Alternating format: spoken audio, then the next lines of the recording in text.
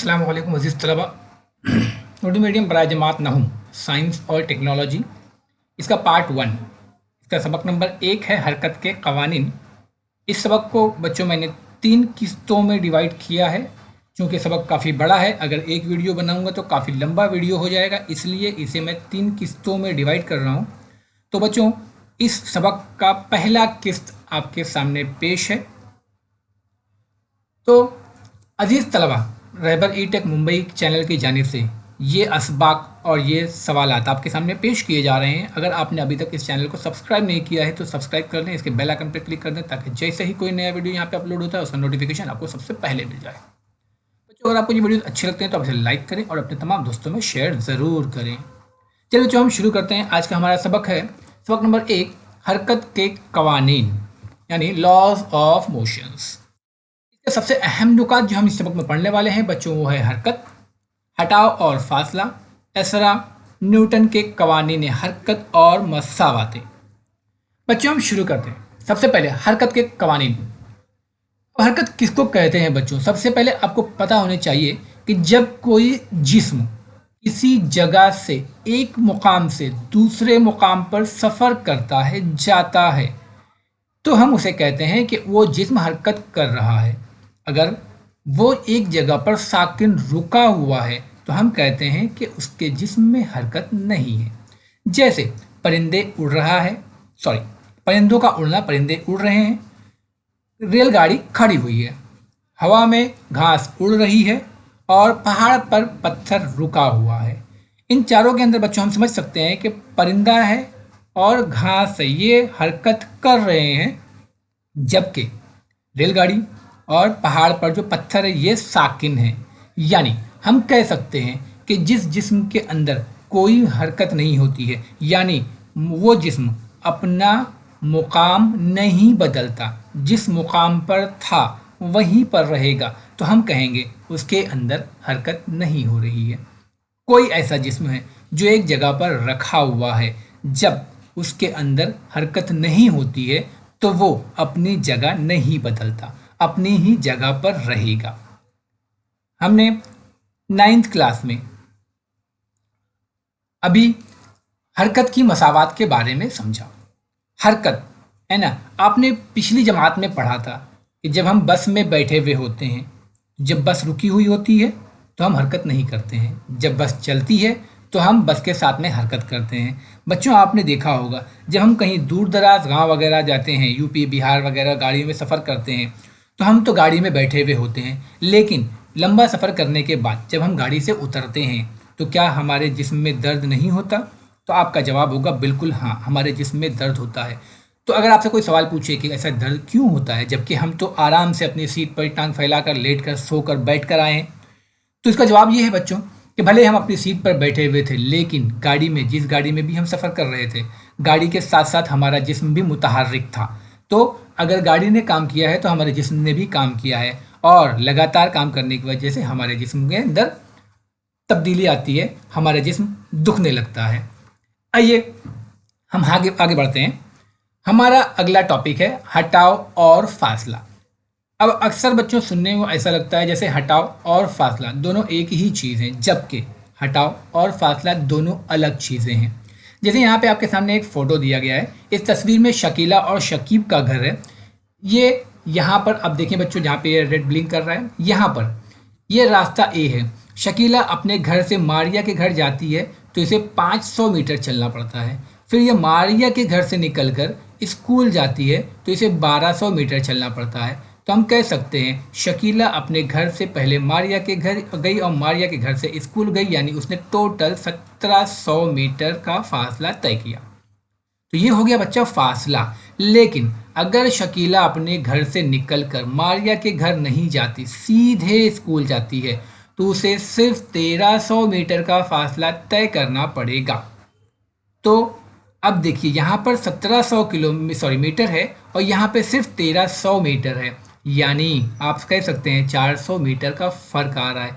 यानी मैं आपसे कह सकता हूँ कि किसी भी दो मुकाम का शॉर्टेस्ट, या हम आम जुबान में कह सकते हैं शॉर्टकट फासला जो होता है, शॉर्टकट फासले को हम हटाव कहते हैं, और जो लॉन्ग कट है वो फासला कहलाएगा। यानी दो मुकामात के दरमियान का जो लंबा रास्ता है उसको हम फासला कह सकते हैं, और जो शॉर्टकट रास्ता है, छोटा रास्ता है, उसे हम हटाव कहेंगे। तो जो आप समझ गए होंगे फासला किसे कहते हैं और हटाव किसे कहते हैं। चलिए हम आगे चलते हैं। तो कहता है, देखिए यहाँ पर एक दायरा बना हुआ है, दायरे में मुकाम ए दिया गया है बच्चों आपको, और यहाँ पर एक कार है। तो सबसे पहले मैं एक की बात करता हूँ। सपोज कि ये दायरा है, ठीक है। यहाँ मुकाम ए पर आयशा नाम की कोई बच्ची खड़ी है। ये सुबह सुबह निकलकर इस रास्ते पर जॉगिंग करती है, चक्कर लगाती है। एक मुकाम से निकलकर उसने यहाँ से दौड़ लगाई, भाग कर जॉगिंग करके वो वापस अपने मुकाम पर आ गई। तो सवाल ये पैदा होता है, क्या आयशा के जिस्म में हटाव पैदा हुआ? तो हम कहेंगे नहीं, क्योंकि आयशा जहाँ पर थी वो फिर घूमकर वापस वहीं आ गई, इसलिए इसके जिस्म में हटाव नहीं हुआ। अब हम कहेंगे क्या इसके जिस्म में फासला हुआ? तो हम कहेंगे बिल्कुल, क्योंकि उसने काम किया है और उसने दायरे के मुहीत में यानी दायरे के अहाते का सफ़र किया है, तो इसने फासला किया है, इसके ज़रिए फासला हुआ है।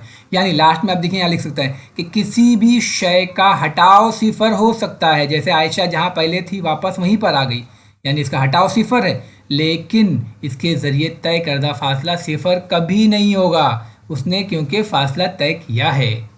ठीक उसी तरीके से अब यहाँ दूसरी मिसाल में देखिए, कार पॉइंट पी से निकलकर पॉइंट क्यू पर जाती है और पॉइंट क्यू से निकलकर फिर पॉइंट पी पर वापस आ जाती है। यानी पहले कार जहाँ पर थी वहाँ से निकलकर वापस अपने रास्ते पर आ गई, अपने मुकाम पर आ गई।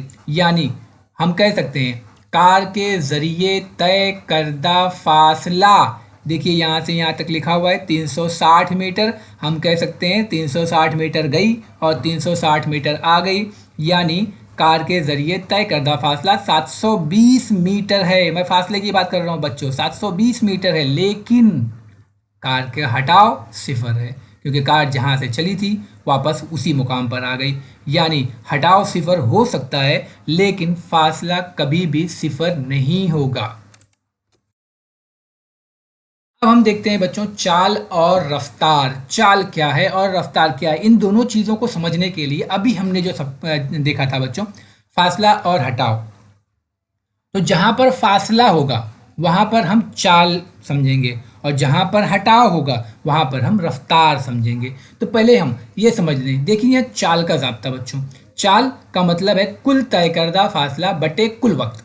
यानी फासले की बात कर रहा है, जो लॉन्गेस्ट डिस्टेंस होता है, लंबा रास्ता। अगर आपको चाल निकालना है तो आपको फासले से निकालना होगा। यानी अगर आप, जैसे मैं आपकी तरफ बताता हूँ, जैसे यहाँ पर था, यहाँ देखिए, तो अगर आपको चाल निकालना है तो शकीला के ज़रिए यहाँ से यहाँ स्कूल जाने का जो रास्ता था 500 जमा 1200 यानी 1700, यानी इसका तय करदा फासला 1700 मीटर डिवाइड बाई टाइम। अभी हमको यहाँ टाइम नहीं दिया है तो हम टाइम निकालेंगे यहाँ पर, ठीक है। और उसी तरीके से अगर आपको रफ्तार मालूम करनी है तो हटाव बटे वक्त, ये दो चीज़ें आपको याद रखनी। इकाई वक्त में होने वाले हटाव को रफ्तार कहते हैं। यानी इकाई वक्त मतलब आपका इकाई वक्त क्या हो सकता है, इकाई वक्त आपका 1 सेकंड भी हो सकता है, इकाई वक्त आपका 1 मिनट भी हो सकता है, इकाई वक्त आपका 1 घंटा भी हो सकता है। मतलब उस पर्टिकुलर वक्त के अंदर आपने कितना हटाव पैदा किया और कितना वक्त तय किया, इसको हम डिवाइड करेंगे तो हमें रफ्तार मिल जाएगी। अब देखिए बच्चों, चाल और रफ्तार दोनों की जो इकाइयाँ हैं वो सेम है। यानी MKS निज़ाम में MS यानी मीटर पर सेकेंड और CGS निज़ाम में सेंटीमीटर पर सेकेंड। चाल का जो ताल्लुक है, जैसे मैंने बताया, चाल का जो ताल्लुक है वो फासले से है। यहाँ देख लें बच्चों, चाल का ताल्लुक फासले से है, जबकि रफ्तार का ताल्लुक हटाव से है।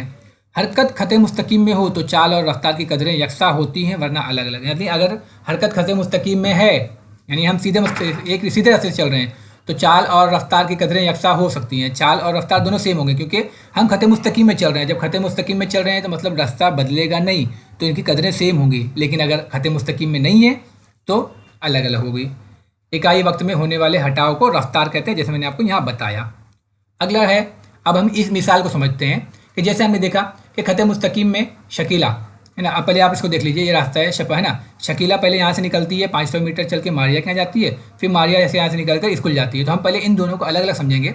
देखिए, शकीला के राह ए पर जाते वक्त अमल चाल है ना, फासला बटे वक्त अभी मैंने आपको बताया, चाल इज इक्वल टू फासला बटे वक्त। हटाव हम नहीं लेंगे क्योंकि हम रफ्तार यहाँ देखिए, शकीला की यहाँ लास्ट वाले में देखिए, शकीला हटाओ, हम यहाँ हटाओ देखेंगे और ये चाल देखेंगे। तो पहले हम शकीला के राह ए पर जाते वक्त चाल। अब राह ए फिर से देख लो बच्चों, है ना। राह ए कितना है? 500 मीटर। 500 मीटर में जाकर मारिया शकीला के से घर से निकल के मारिया क्या जाती है, ठीक है। अब देखिए फासला और वक्त हम समझ लेते हैं कि उसको 5 मिनट लगे, सपोज, है ना। यहाँ पे हम इसको हल करने के लिए समझ लेंगे कि इसको यहाँ से यहाँ तक जाने के लिए 5 मिनट लगे हैं, तो हमने 5 मिनट लिया। तो 500 मीटर बटे 5 मीटर, तो इसको काटेंगे तो हमें मिलेगा 100 मीटर फी मिनट, यानी 1 मिनट में शकीला जो है वो 100 मीटर चलती है, ठीक है। अब दूसरी बार, अब शकीला फिर मारिया के यहाँ से निकलकर स्कूल जाती है, यानी 1200 मीटर, ठीक है। 1200 मीटर का फासला उसने यहाँ पे दिया 24 मीटर मिनट में किया, तो 1200 मीटर बटे 24 तो हमें मिला 50 मीटर फी सेकेंड। अब यहाँ देखिए, अब फिर से देखिए, यहाँ से यहाँ तक जब चली तो इसकी रफ्तार तेज़ थी, यानी 100 मीटर पर मिनट चल रही थी, जबकि यहाँ से यहाँ तक चल रही है तो 50 मीटर पर मिनट चल रही है। अब शकीला की औसत चाल कितनी होगी? तो कुल फासला इसने कितना तय किया बच्चों? 500 मीटर जमा 1200 मीटर यानी 1700 मीटर, और 24 और 5 29 मिनट, तो उसकी औसत रफ्तार हो गई 58.6 मीटर फी मिनट, यानी 1 मिनट में वो 58.6 मीटर चलती है। ये तो हो गया चाल के हिसाब से, यानी लॉन्गेस्ट के हिसाब से, है ना। यहाँ से यहाँ, यहाँ से यहाँ, तो इसकी औसत रफ्तार आ गई 58। अब हम देखते हैं अगर इसने हटाओ की तरफ से, है ना, चाल चली तो इसकी रफ्तार क्या होगी। तो हम चलेंगे शकीला की औसत रफ्तार, तो हटाओ बटे वक्त, जैसे मैंने आपको फार्मूला बताया, शकीला की औसत रफ्तार हटाओ बटे वक्त। तो हटाओ कितना हुआ बच्चों? 1300।